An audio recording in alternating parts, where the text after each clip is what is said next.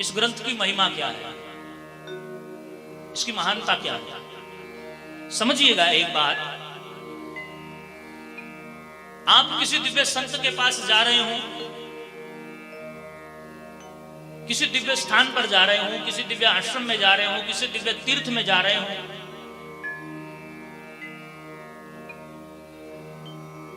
और आपको यदि उसकी महिमा सही से पता ना हो तो आप इतनी जल्दी वहां प्रणाम भी नहीं करेंगे। लेकिन जो उनकी महिमा जानते हैं, संत की महिमा जानते हैं, तीर्थ की महिमा जानते हैं, ग्रंथ की महिमा जानते हैं, गुरु की महिमा जानते हैं, वो स्वतः ही उनके सामने झुक जाते हैं। महिमा का अर्थ होता है विशेषता, गुण। गुण क्या है?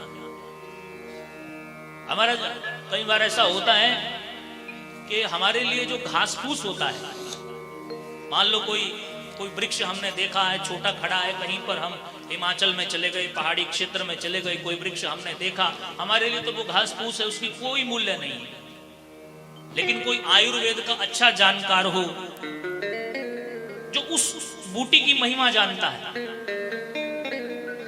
हम तो घास फूस समझ करके छोड़ देंगे, हमारे लिए तो बेकार है।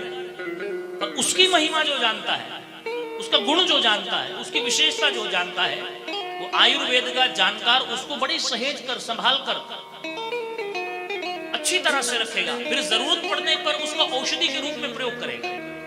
उसकी महिमा जानता है, उसके लिए उसकी कीमत है।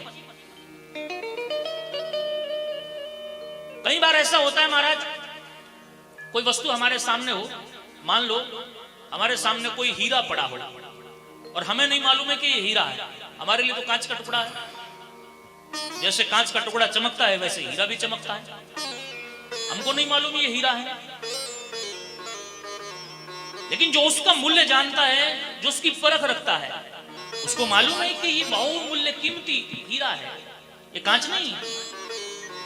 उसको सहेज कर, संभाल कर, संभाल करके एक लॉकर में रखेगा, अच्छे से संभाल करके, उसकी कीमत जानता है। लेकिन जो कीमत नहीं जानता उसके लिए बेकार है, वो जानता ही नहीं है कि इसका मूल्य क्या है। अब जब मूल्य नहीं जानता तो उसके लिए बेकार है।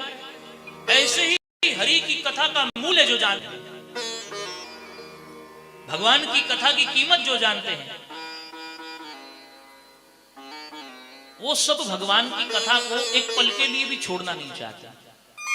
ये दिव्य रस है, दिव्य आनंद है, लेकिन इसको पाने की इच्छा कौन रखेगा?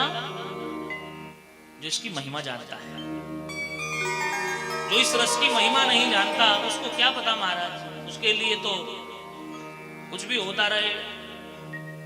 लेकिन महिमा यदि समझ में आ गई, महिमा यदि आप जान गए, इसकी महानता जान गए, विशेषता जान गए, तो फिर ये दिव्य रस आपको ऐसा लगेगा कि एक बूंद भी खराब ना करे।